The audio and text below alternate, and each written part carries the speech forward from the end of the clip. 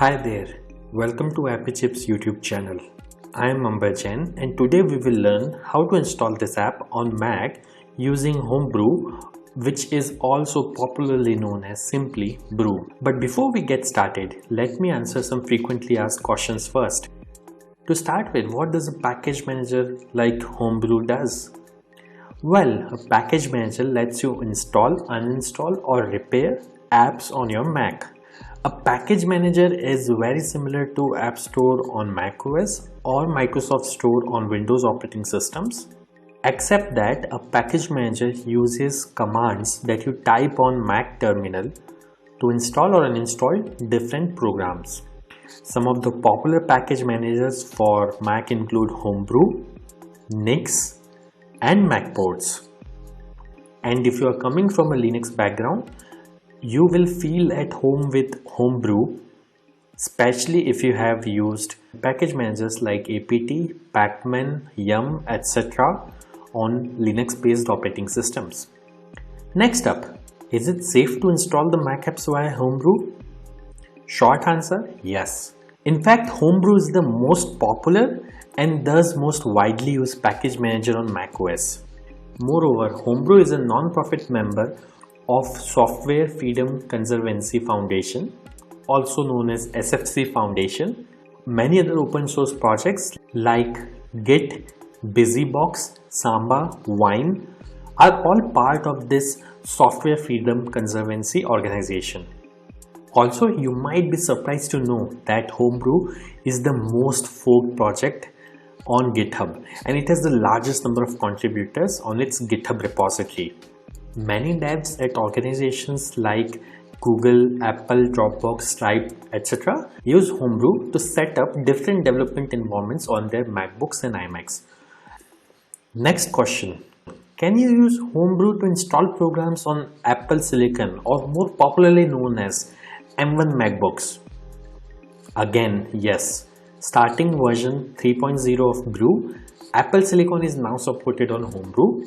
In fact, Homebrew also supports programs that are at the moment only supported via Rosetta 2 on Apple Silicon. Now that I have answered your questions on safety and compatibility of Homebrew, let's get to the installation process.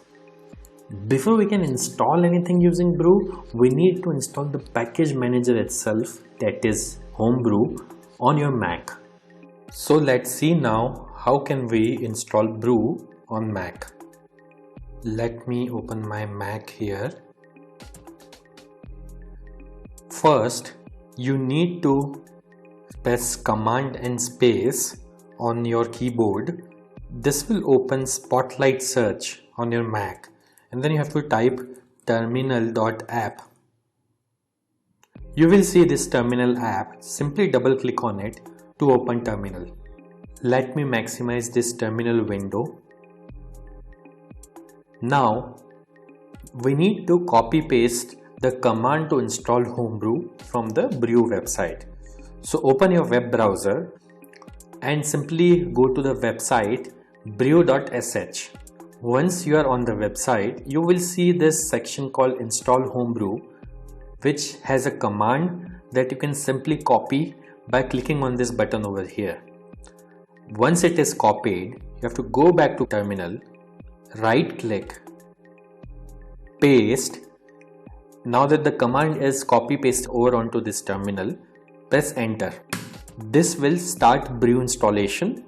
Now it is prompting me to enter my user's password on Mac.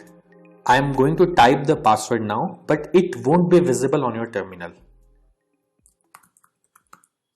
Once you have entered the password, simply press enter, and if the password is correct, the script will continue.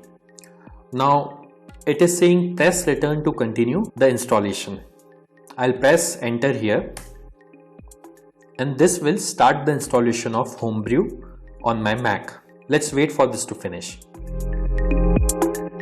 As this message here says, installation successful. So that's it. Brew is successfully installed on your Mac now.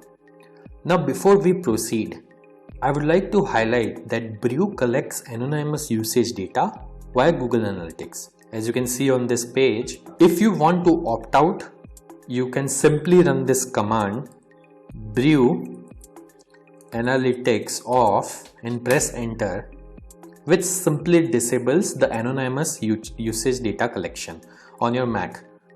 Now let's update the package database locally by pulling the metadata of the latest packages on a local map from the central brew repository.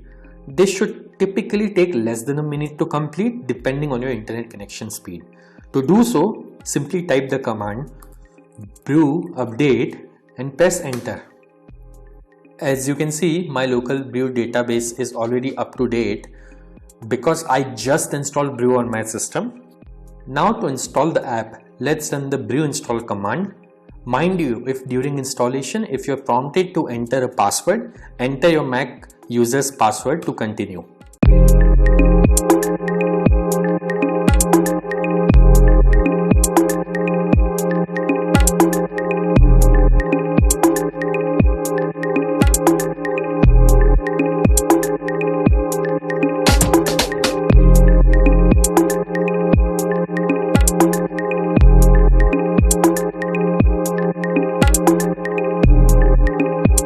That's it. The installation was successful.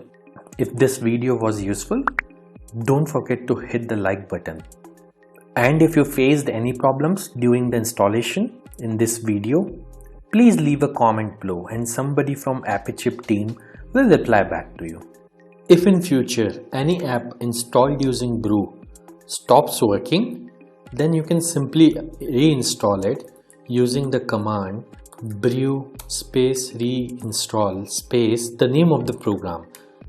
For example, I'll try to reinstall this program called Hello, which is already installed on my system. As you can see, it is downloading the program and it says reinstalling Hello, and now Hello is successfully installed. And if you want to uninstall any app installed using brew, simply run brew space uninstall space the name of the program. In this case, I will try to uninstall the program Hello, which is already installed on my system. As you can see, within a few seconds, it says the program is successfully uninstalled. Also, over time, brew might end up consuming disk space on your Mac as it keeps installers of the programs that you had installed on your hard disk in a cache directory. So you can use the brew space cleanup command once every 6 to 12 months to free up some space on your Mac. This command removes app installers and older versions of the packages only. It would not uninstall any of the apps that you have installed. As you can see, brew cleanup was successfully run on my system. So do subscribe to our channel as we have tutorials for installation of over 9,000 programs on Mac, which will come handy. If you need to install other apps on Mac in future, chances are that we have got it covered already.